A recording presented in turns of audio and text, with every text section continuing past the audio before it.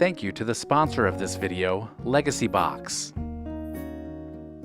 There are few things that capture the 1960s better than stepping through the door of a home frozen in time. Peeking inside a typical house from that era is a blast from the past. From the eye-catching colors to the unique architectural features, the 1960s was all about embracing a sense of freedom and creativity that was a shift from the 1950s, and this was certainly reflected in the design of the homes.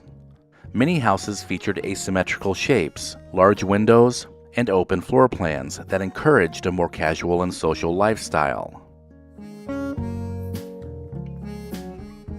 The living room was still the heart of the home, and the first thing you'd notice is the love of wallpaper. Bold and patterned wallpaper was a hallmark of 1960s interior design. Geometric shapes and floral prints adorned the walls of many of these homes. From the walls to the furniture, homeowners of the 1960s weren't afraid to make a statement. Sunken living rooms were outfitted with sleek and minimalist furniture that we now consider mid-century modern. Furniture pieces like Eames chairs, Danish teak sideboards, and kidney-shaped coffee tables were popular pieces to own. Many of the couches and chairs were upholstered in various shades of orange, green, and yellow, and accented with wood.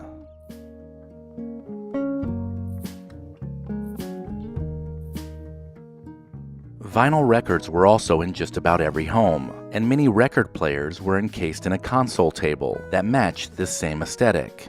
After sliding open the cabinet, an endless number of LP records would be found stacked up and ready to play.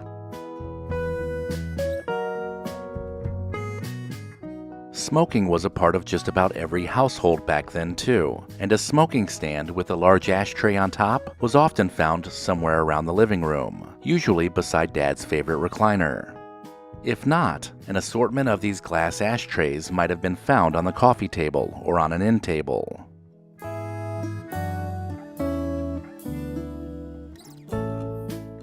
One popular architectural feature of the 1960s was the sunken living room.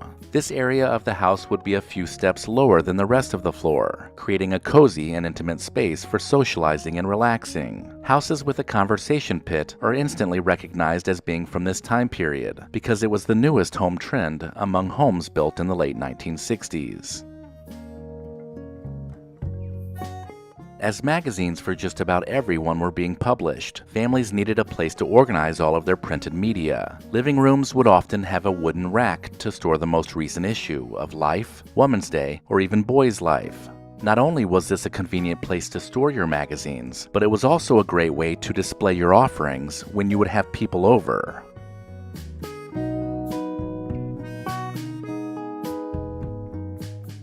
Family game nights were a popular pastime, and usually a weekly event. Classic board games like Monopoly, Clue, and Risk might be found in the closet or stacked on a bookcase, ready to be played and enjoyed. Television sets were becoming more and more common in households during the 1960s. Many homes had large console televisions, often housed in wooden cabinets with a built-in speaker and storage space. Cocktail culture was thriving in the 1960s, and having a stylish bar cart would be a popular addition to the living room. It would be stocked with various liquors, glassware, and cocktail recipes that made entertaining guests quick and convenient. The fascination with Polynesian culture in the 1960s led to many homes having tiki-inspired decor. A corner of the house might even be dedicated to a small tiki bar, maybe some bamboo furniture, or even colorful tiki mugs.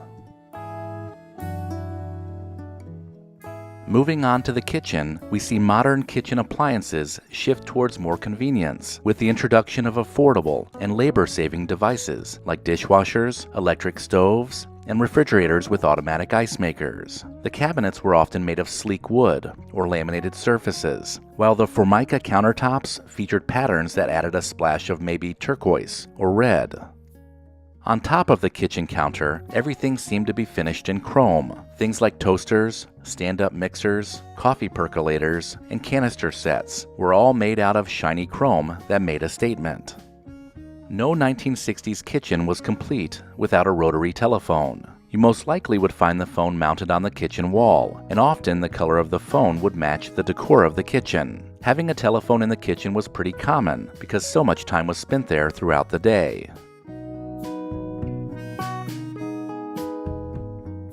Remember the melamine dishes we used to have? It was a practical and often colorful choice for everyday dining in the 1960s.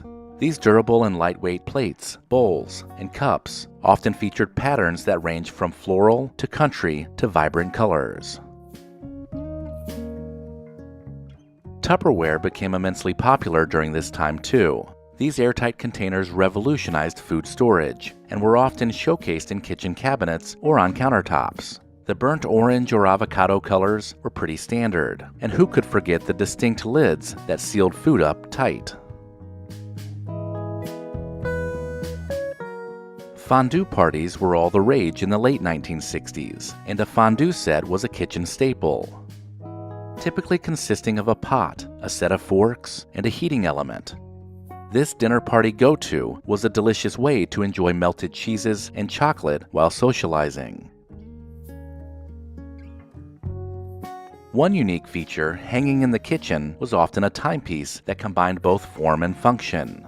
Wall clocks were a common sight in 1960s kitchens, and they ranged from standard analog clocks to more stylish Art Deco or mid-century modern designs. These clocks all featured sweeping hands that let you know the time of day.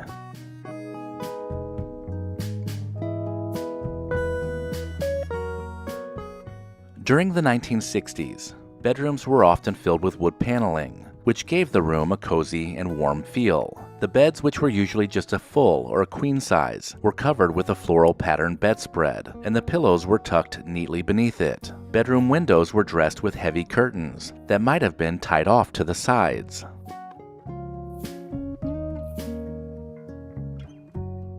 In the kids' bedroom, a small twin bed could be found. Everything was usually neat and organized, and classic toys could be found that today would be worth a pretty penny. Things like original Barbie dolls, a Kenner Easy Bake Oven, G.I. Joe action figures, early Matchbox cars, and building sets from Lincoln Logs to Erector sets were common. Baseball and football were also important parts of growing up for a young boy, so seeing a bat and glove leaned against the bed or a football displayed on a bookshelf was pretty typical. In the bathroom, the 1960s introduced a new level of sophistication. Pastel colors like pink, blue, and mint green were commonly used for bathroom toilets, sinks, and bathtubs. Ceramic tile was also a popular choice that often matched the fixtures. And then there was the medicine cabinet that held all of the remedies that Mom would use to make things all better. Remember the mercurochrome, castor oil, and iodine? Wrapping up our tour of the 1960s home, it's important to mention that these houses were not just a reflection of the interior design trends, but also the spirit of the times. The 1960s was a decade of tremendous change, where society was experiencing a cultural revolution. It was an era that began with hope and optimism, and then shifted to breaking away from traditional norms.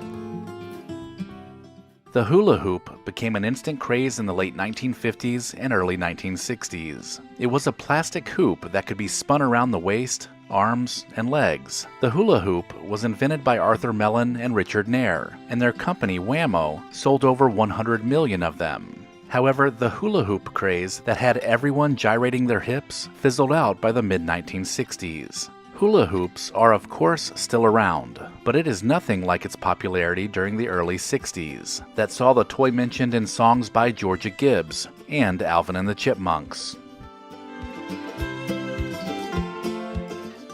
During the 1950s and even into the early 1960s, 3D movies became a novelty that ushered in many people to their downtown movie theaters. They would hand out special 3D glasses that would make images on the screen appear to pop out and make you feel like a part of the movie. But the trend didn't last that long, because by the mid-1960s, 3D movies had become too expensive to produce, and audiences had grown somewhat tired of the gimmick. During the 1960s, furniture design took on a futuristic new look, inspired by the space race and the promise of a bright, technology-filled future.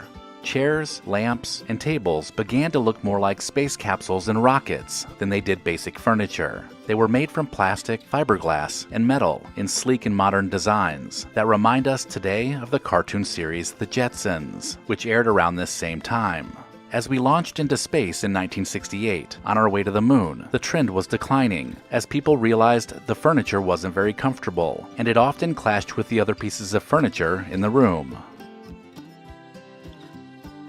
Drive-in movie theaters were a very popular way to watch movies during the 1950s and 1960s. Families found it convenient to pull in their large sedan or station wagon to watch a movie, while enjoying snacks and drinks from the snack bar that were delivered right to your car. This was also really popular among teenagers, and the car culture that arose during the 1950s played its part in making the drive-in theater the place to be on the weekends. As technology advanced during the 1960s, and households everywhere began to have their own color TVs for entertainment, drive-in theaters saw a steep decline, and by the 1970s, they began to disappear altogether, as people gravitated more toward the indoor movie theater for blockbuster movies with superior pictures and sound. The miniskirt was a fashion trend that took off in the later part of the 1960s. It was a short above-the-knee skirt that showed off a woman's legs, and it was considered a symbol of women's liberation and sexual freedom that rebelled against women's fashion up until that point. The poster child for this skirt was British fashion model Twiggy, who could be seen in just about every magazine wearing them. Also, in 1967, Goldie Hawn debuted on Laugh-In, and she would wear them all the time, inspiring girls to copy the same style. By the 1970s, miniskirts were out, and fashion had once again shifted, this time to a more casual style that often included denim. During the Cold War, the fear of a nuclear attack was very real, and many people took it upon themselves to build fallout shelters in their backyards. These underground bunkers were designed to protect people from the radiation and fallout of a nuclear bomb, and they seemed to be everywhere. There were even instructions and booklets available to help people prepare. Through the 1960s, tensions between the US and the Soviet Union were on edge, but by the later part of the 1960s, things had eased up a bit, just enough for people to lose interest in building the underground bunkers, or at the very least, they felt safer than they had before. The twist was a dance craze that took the world by storm in the early 1960s. It was a simple dance that involved twisting your hips to the beat of the music. The dance was popularized by Chubby Checker's hit cover of the same name, The Twist, in 1960. Exposure for the song on American Bandstand and on the Dick Clark Saturday Night Show helped propel it to the top of the charts. The dance craze had lost its appeal by the mid-1960s, as people moved on to other dance styles like the wah-wah tusi. During the mid-60s, go-go boots became the perfect footwear to complement any miniskirt. The ultra-mod fashion statement were white, knee-high boots with a low heel and a sleek design. And although the originals were made of patent leather, many of the knockoffs were made of vinyl. Go-go boots were seen as another symbol of women's liberation, and the popular song performed by Nancy Sinatra, "These Boots Are Made for Walkin'," made every girl want a pair. The trend of white knee-high boots didn't last long, and by the early 1970s, people were trading in their go-go boots for platform shoes. Tiki culture officially emerged during the 1950s and reached a peak in the 1960s. It was inspired by the romanticized image of Polynesian culture and featured tropical drinks, Hawaiian shirts, and decor that included bamboo, palm fronds, and tiki idols. There is no doubt that movies and music played a big part in making tiki culture a theme of the 1960s. Hawaii had just become a state. Elvis was starring in Blue Hawaii, and even Disneyland opened the Enchanted Tiki Room. Everyone was getting in on the trend. But by the late 1960s, the style became more kitsch, and just like that, it went from being found everywhere to just another restaurant theme. During the 1950s and 1960s, most households in the United States received their milk through home delivery services. Milkmen would deliver fresh milk to customers in glass bottles, and they were then collected and reused. This was a time when the technology within a kitchen was changing, and grocery stores were evolving into supermarkets, which meant that things like milk became just another thing we could take care of ourselves. The fresh milk that was delivered straight to your house was traded for the convenience of buying milk in cartons, which led to a steep decline in home milk delivery. Soda fountains were a popular place to get a cold drink and hang out with friends in the 1960s. These were basically a counter found in stores where a soda jerk would mix syrups and carbonated water to create a variety of drinks. Soda fountains were often a hub of small-town life. This was where people socialized and talked about the weather, prior to the rise of a fast food revolution that replaced the need for soda fountains. The popularity of canned and bottled drinks also contributed to soda fountains disappearing, most of which occurred by the end of the decade. In the 1960s, pretty much all appliances were available in shades of avocado green, and the popularity of the color was off the charts. Everything from refrigerators to stoves to washing machines went from being pastel during the 1950s to earthy green throughout the 1960s. This color choice did extend into the 1970s, but that's only because they hadn't been replaced yet. Avocado would eventually be traded in for more neutral colors and styles that would rule the 1970s and 1980s. In the 1960s, kids often rode in cars without any real safety precautions. Children were accustomed to roaming freely in the back seat, or even in the front. Small babies often sat in seats that hooked over the bench seat, with no real straps holding them in. Cars back then weren't designed with kids' safety in mind, so no one thought twice about letting them sit between the adults or move around the car while it was moving. Remember taking a nap under the back window? It was a different time in car safety for sure, but those classic 1960s family cars still hold some of the best memories.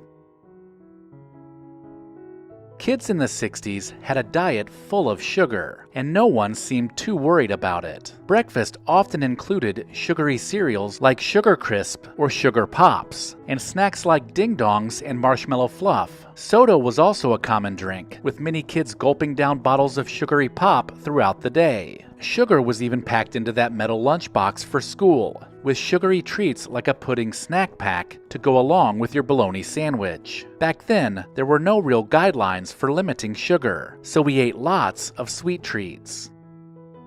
Toys in the 1960s are far from the ones offered today, and they came packed with a lot more risk. Lawn darts, for example, were sharp projectiles that could cause serious injuries, yet kids would still hurl them into the air and try to dodge them. The swing wing was basically a hula hoop for your head, and if it didn't give you a sore neck, then it probably left you with a headache. Other toys like the Thing Maker involved heating up plastic to make molds that could easily burn you, while the Six-Finger toy shot small projectiles, putting kids at risk for losing an eye. All of these toys posed a risk, but for a kid, they were a fun time.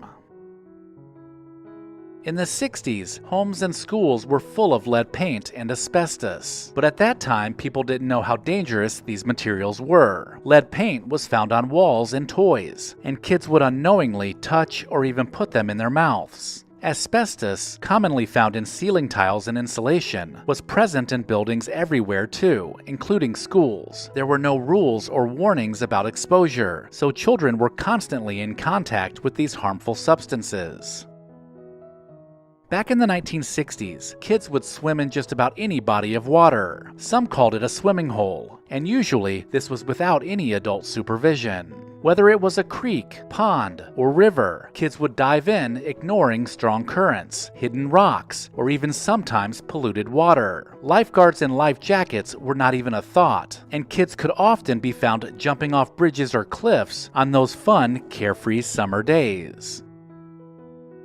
In the 60s, cigarette smoke filled homes, cars, and public spaces, and kids were constantly exposed to it. Adults smoked at the dinner table, in living rooms, and even inside cars with the windows rolled up. Nothing was off limits when it came to smoking. So whether you were in a restaurant or on a plane, you had secondhand smoke swirling around you. Back then, it seemed that everyone smoked, and it was completely normal for kids to grow up in smoke-filled environments.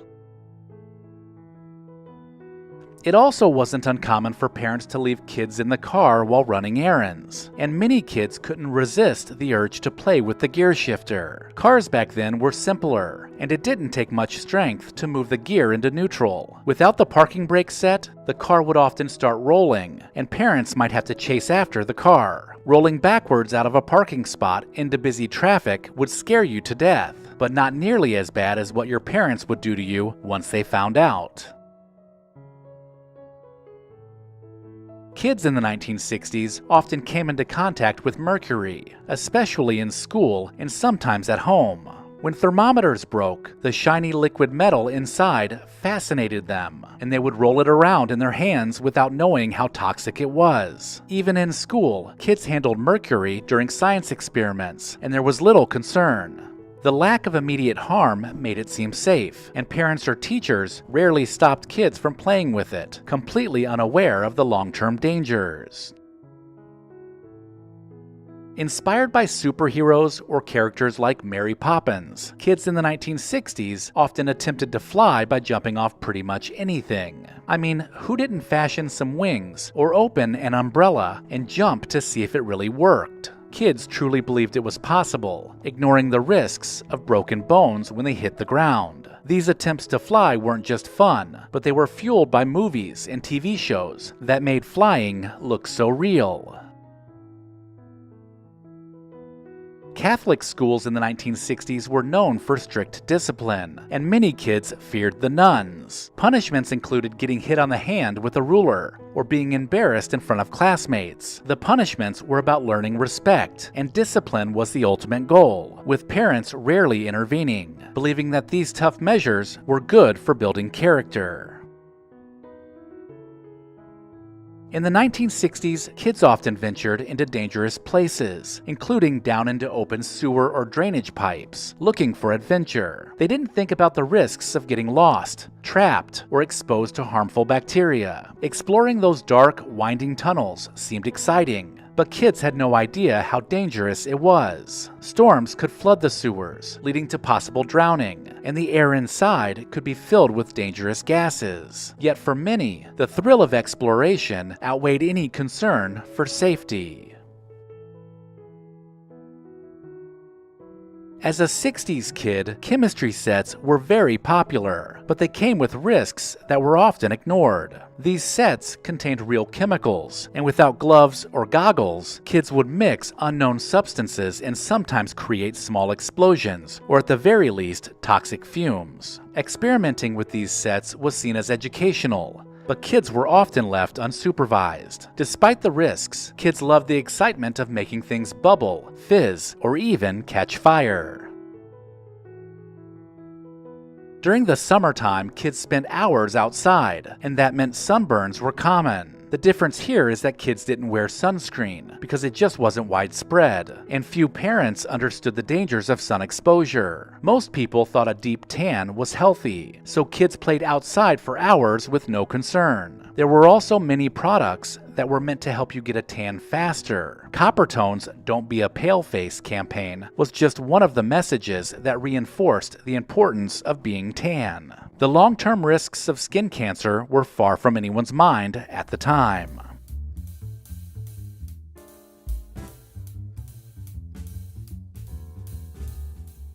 Have you ever peeked inside someone else's medicine cabinet?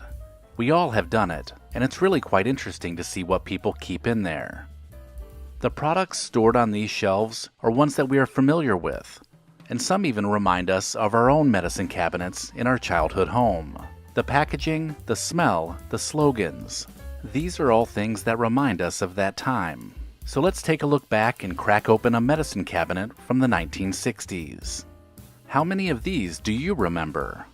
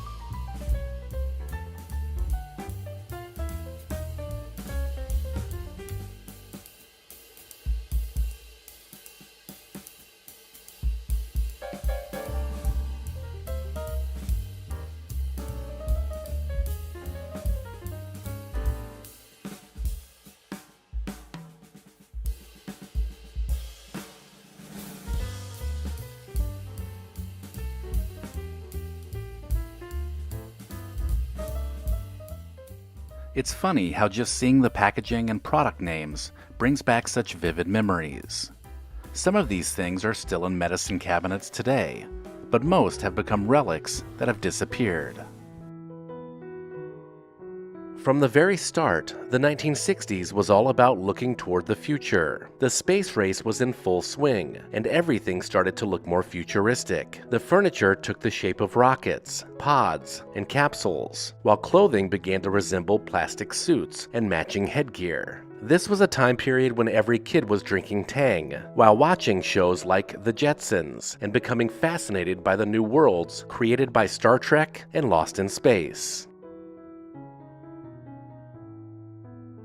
In the 60s, there was Beatlemania, Batmania, and then there was Bondmania. The 007 explosion was so big that it inspired a spy craze on the big screen and the small. We got to see Dean Martin in a series of Matt Helm movies, James Coburn in Our Man Flint, plus TV shows like Get Smart, The Man from U.N.C.L.E., and The Wild Wild West. People couldn't get enough of the spy gadgets, beautiful girls, and cool cars that these secret globe-trotting agents had access to. So it's really no surprise the genre became such a huge part of the 1960s, especially considering the backdrop of the Cold War, with international espionage and government secrets becoming the norm.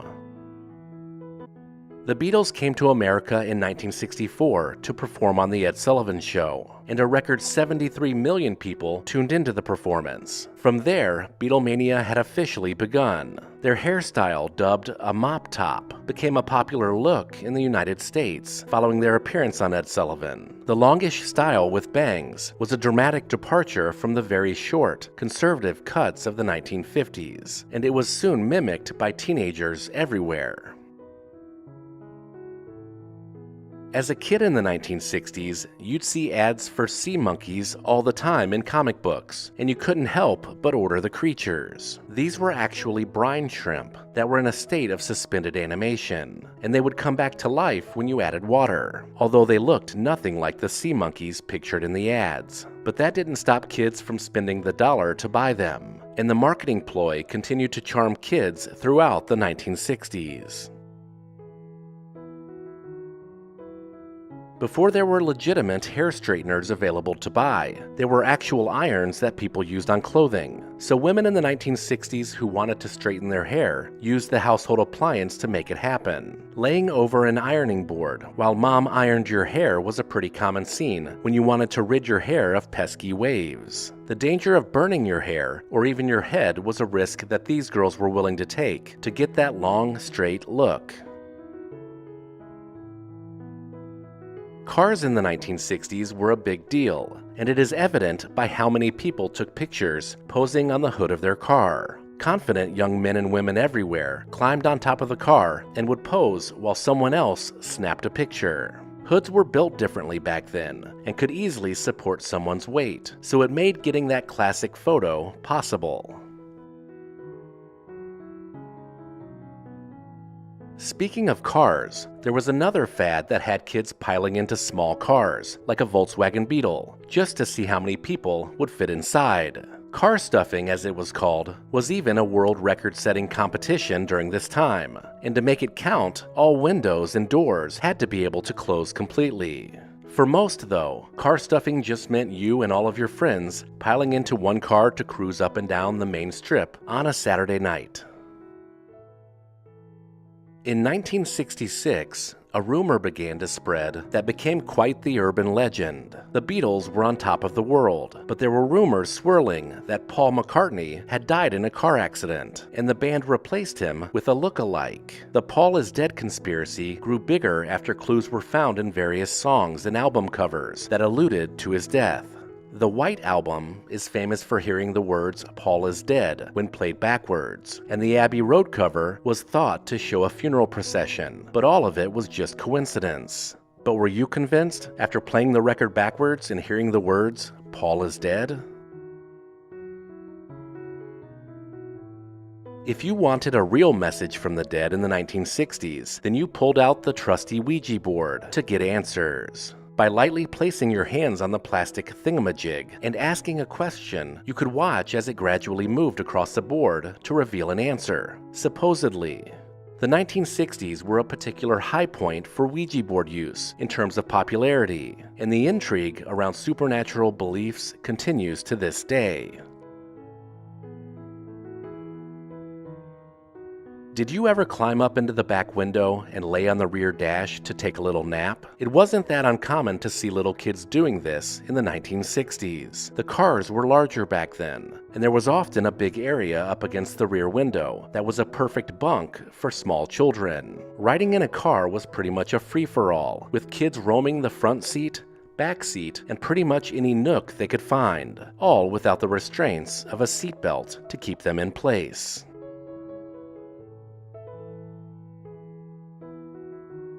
Airing on ABC twice a week from 1966 to 1968 was a campy version of Batman, starring Adam West in the title role and Burt Ward as a young Robin. There was also an incredible array of memorable villains, including Cesar Romero as the Joker, Frank Gorshin as the Riddler, Julie Newmar as Catwoman, and Burgess Meredith as the Penguin. This show was a sensation right from the start, getting so big so fast that the audience burned out on it pretty quickly. The wham, pow, and boom comic book style effects had kids tuning into the show at the same bat time, same bat channel, but by the third season, it was just limping along. ABC ended up canceling the show after that. Tiki culture reached a peak in the 1960s. It was inspired by the romanticized image of Polynesian culture and featured tropical drinks, Hawaiian shirts, and decor that included bamboo, palm fronds, and tiki idols. There is no doubt that movies and music played a big part in making tiki culture a theme of the 1960s. Hawaii had just become a state. Elvis was singing and acting in Blue Hawaii, and even Disneyland opened the Enchanted Tiki Room. But by the late 1960s, the style fizzled, and just like that, it became just another restaurant theme.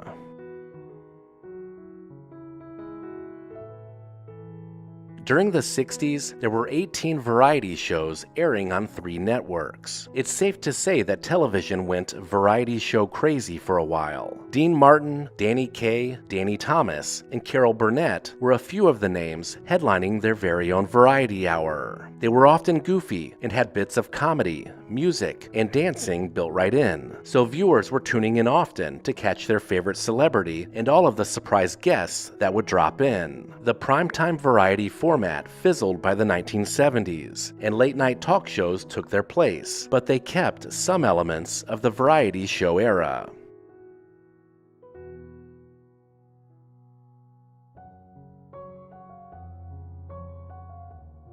With Avon ladies going door to door visiting homes to demonstrate and sell products, it's no surprise that Avon had a range of cosmetics, skincare, and fragrances that could be found in just about every home. Women loved Avon's Skin So Soft, while men were able to enjoy Topaz Cologne, usually as a gift bought by their wife. Avon's products were popular because it was convenient and affordable, but nothing beat the personal touch provided by your very own Avon lady.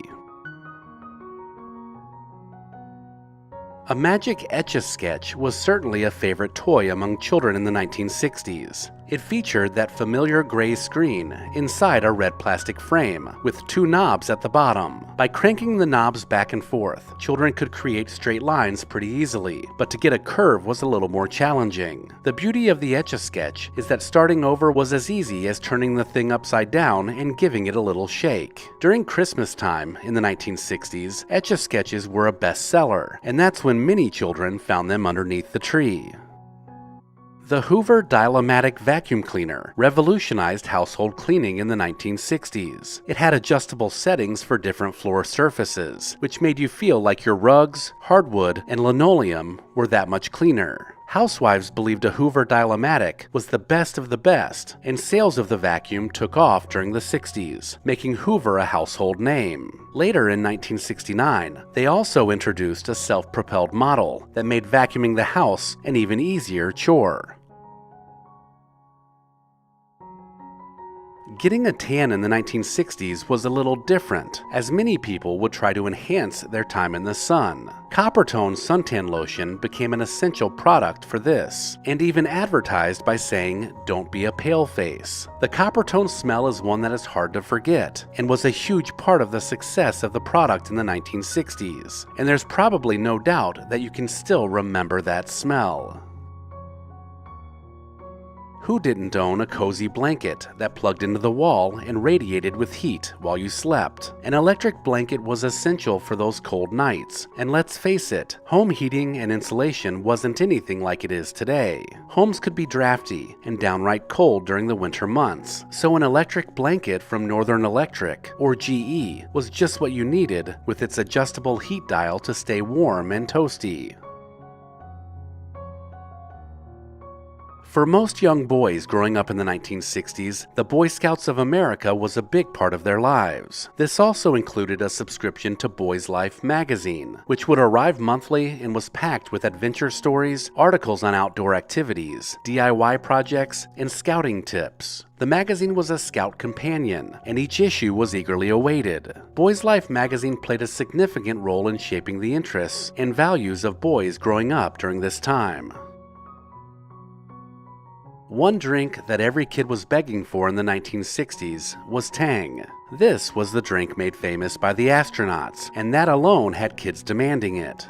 The sugary orange drink even went to the moon, and that's because the vitamin C infused powder was just what NASA was looking for when it came to the nutrition of their spacemen. This was all Tang needed to create the perfect ad campaign, which touted the space-age drink throughout the Apollo and Gemini missions. In all honesty, Tang didn't taste great, but that didn't stop kids from obsessing over it, because that's what their heroes were drinking.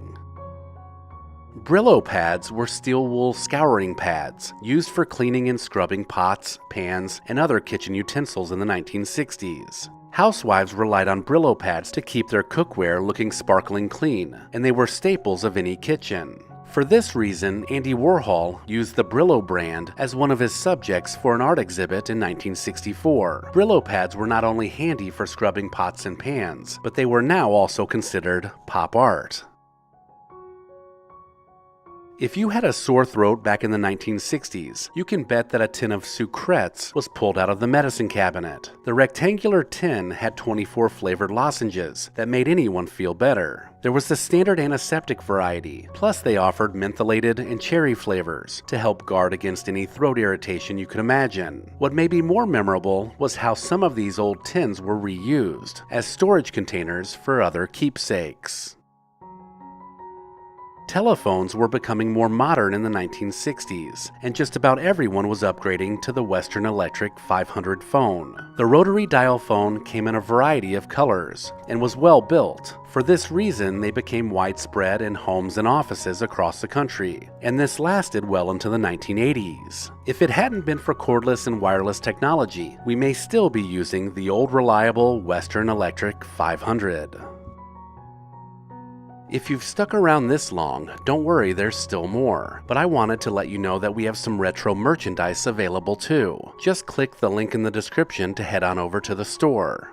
Fruit Stripe gum was introduced in 1960 by Beech-Nut. It became a popular chewing gum with fruity flavors and colorful packaging that really appealed to kids. 5 flavors were included in each pack, and the sweet and vibrant gum brand was a treat that brought joy to children from that time. Today, adults seeking that same nostalgic feeling are out of luck because Fruit Stripe gum was just recently discontinued.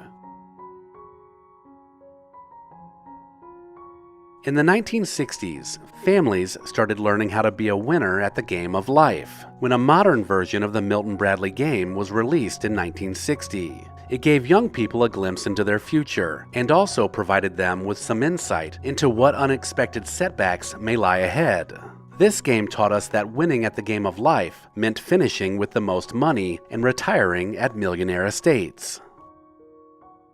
It started with a trip to the local A&P grocery store, where you could breathe in the aroma of freshly ground coffee. You may have even helped to grind the beans, or fill up a bag or two.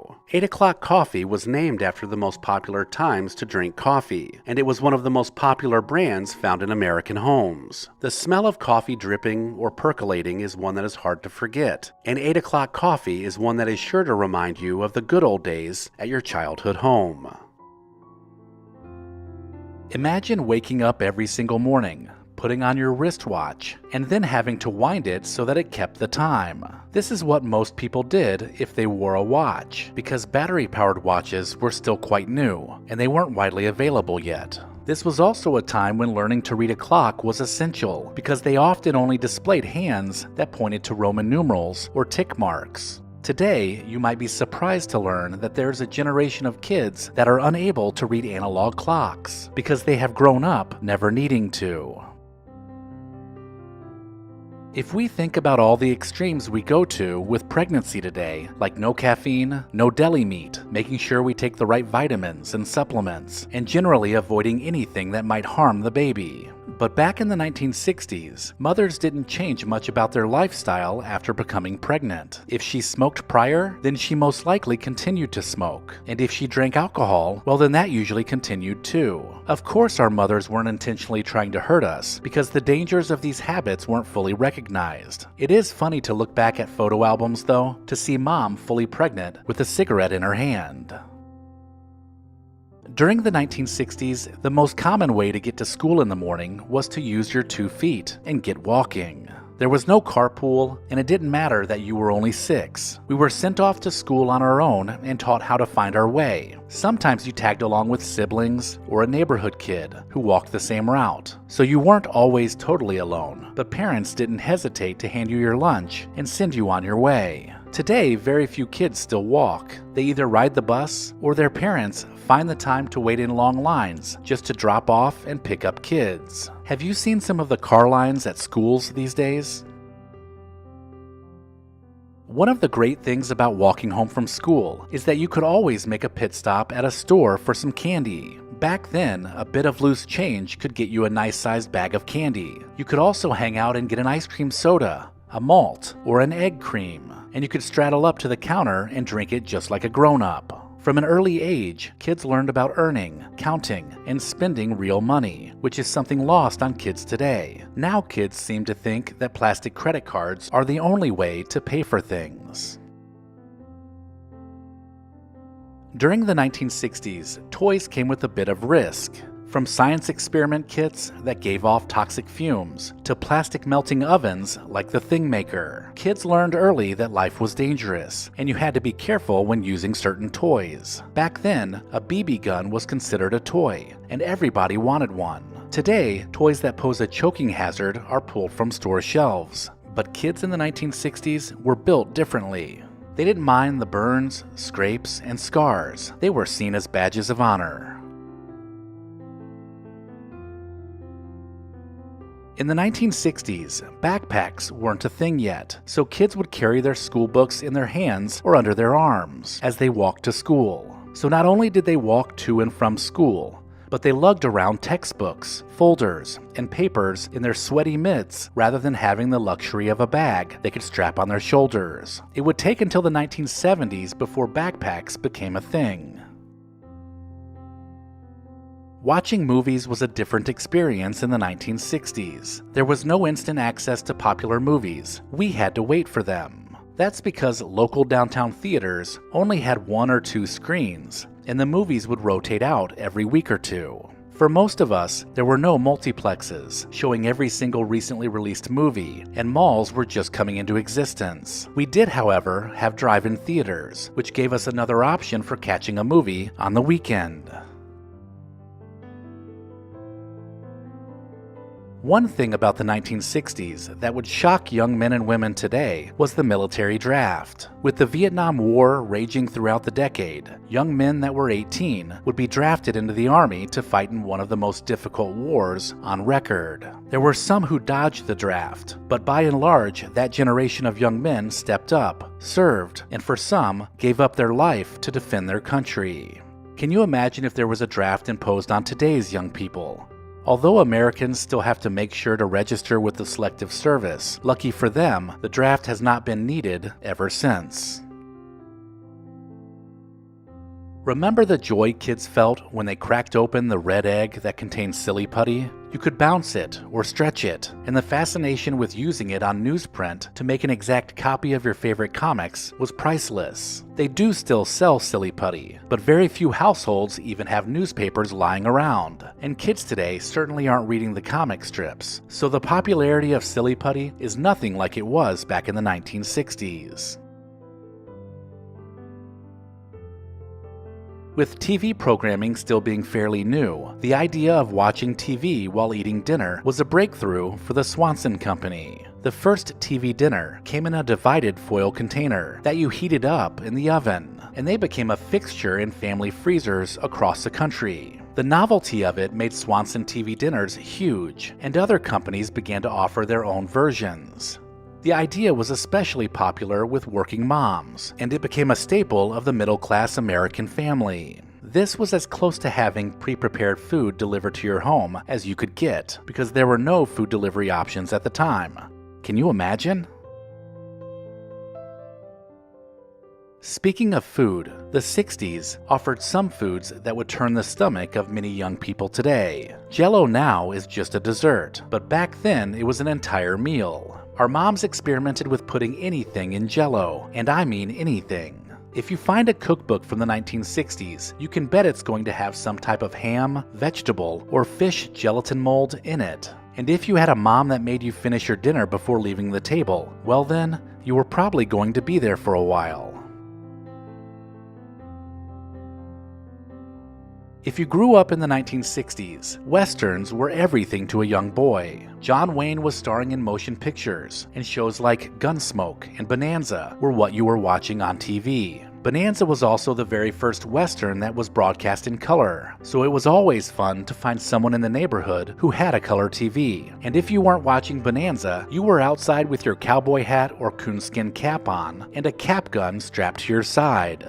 Not sure the last time I saw a kid playing outside with a cap gun, but in the 1960s, all of us did.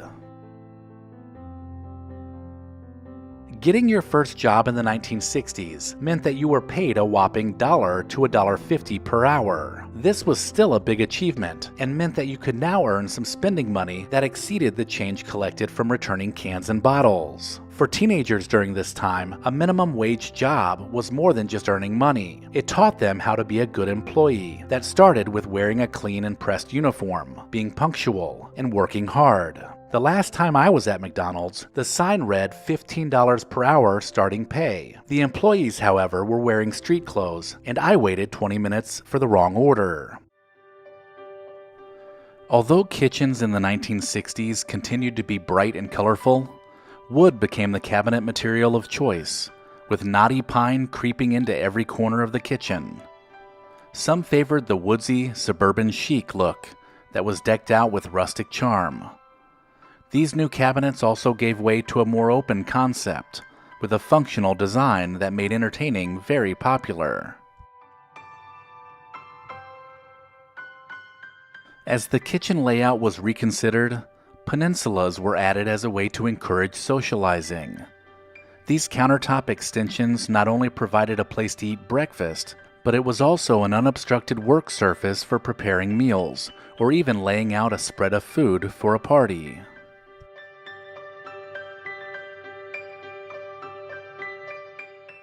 The walls in a 1960s kitchen were anything but plain. Wallpaper with busy patterns were all the rage, giving you all sorts of color options when it came to picking out that perfect floral or geometric pattern. These accent walls brought the whole kitchen together and gave it that quintessential 1960s feel. Every kitchen from the 60s was full of color, but there was a shift away from pastels. Prevailing colors from this time were bold and robust. Colors like orange, mustard, harvest gold, and avocado green could be found adorning the walls and coating the surface of both the countertops and major appliances during this decade. These color choices also complemented the new wood cabinetry that began to show up in households across the country.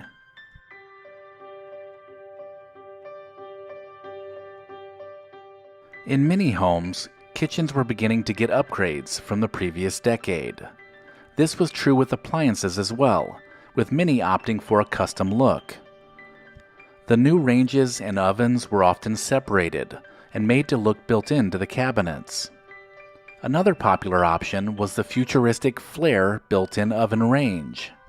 This modern appliance is the same one Samantha had on the TV show Bewitched.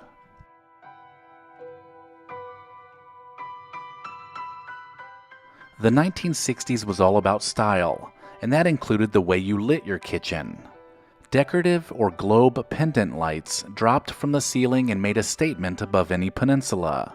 These fixtures would often complement the wood grains and bold colors that made the kitchen feel warm and inviting.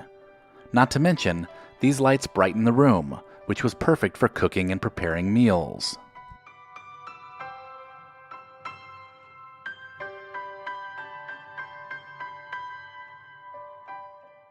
The electric can opener was one of the newest small kitchen appliances to find its way into a 1960s kitchen. As household incomes rose and mass production increased, electrical appliances became more affordable and even essential in the average suburban home. Electronic ovens, or microwave ovens as they were better known, began to show up in households toward the late 1960s. These convenient devices made cooking quick and easy, but they were still quite expensive, so you may not have had one in your home. For nearly $500, you could have your very own radar range from Amana, which cut down cooking time by 75%, but it failed to replicate an oven-cooked taste. Quickly, microwaves became best used for reheating or melting food. Who didn't own a set of Corningware baking dishes in the 1960s? These white dishes with a blue cornflower design were meant to go from the oven to the dinner table, and sets of these were snapped up by everyone after they were released in 1958. These durable dishes were made from NASA-grade synthetic glass and are now collectible and worth a pretty penny.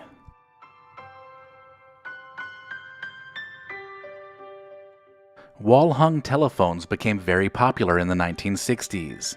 These often colorful kitchen additions made chatting with friends while preparing dinner possible. Whether you had a rotary dial or the new push-button phones, telephones were essential to have in the kitchen, and they offered colors to match any decor.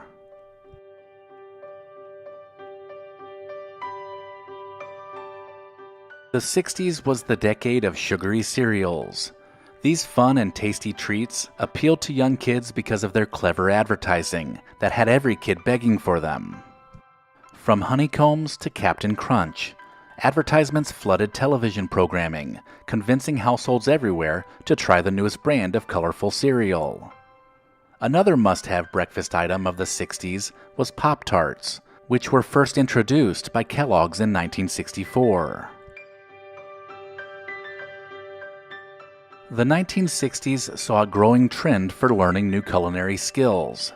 This was in part due to the popular PBS show starring Julia Child called The French Chef. This show was the first cooking show to air and became wildly popular.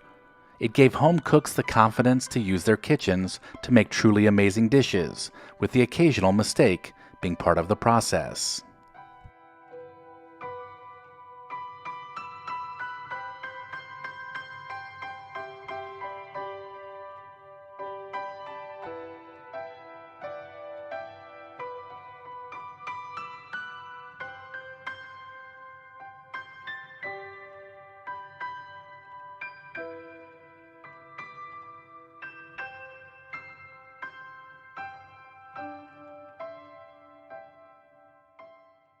Recollection Road loves to recommend LEGACYBOX because we both believe in preserving the past. If you have a cluttered closet with cherished home videos and photos that rarely see the light of day, then you need to visit legacybox.com/recollection. These irreplaceable heirlooms are rapidly fading away, and they deserve to be digitized and shared with family and friends. And right now, LEGACYBOX is offering you $9 tape transfers. The process is simple. Send in your LEGACYBOX filled with old VHS tapes, camcorder tapes, and pictures. Their team will professionally digitize everything by hand, right here in the USA. You'll get the originals returned to you, along with organized digital copies. I love LEGACYBOX because it makes all my favorite memories available anytime. I can post them on social media or pull up a slideshow on my TV, which keeps special family moments alive. Visit legacybox.com/recollection to shop their $9 tape sale. That's legacybox.com/recollection to unlock this incredible offer.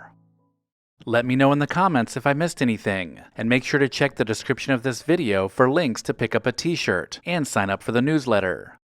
Thank you to our loyal Patreon supporters listed here. Visit patreon.com/recollectionroad to join the club.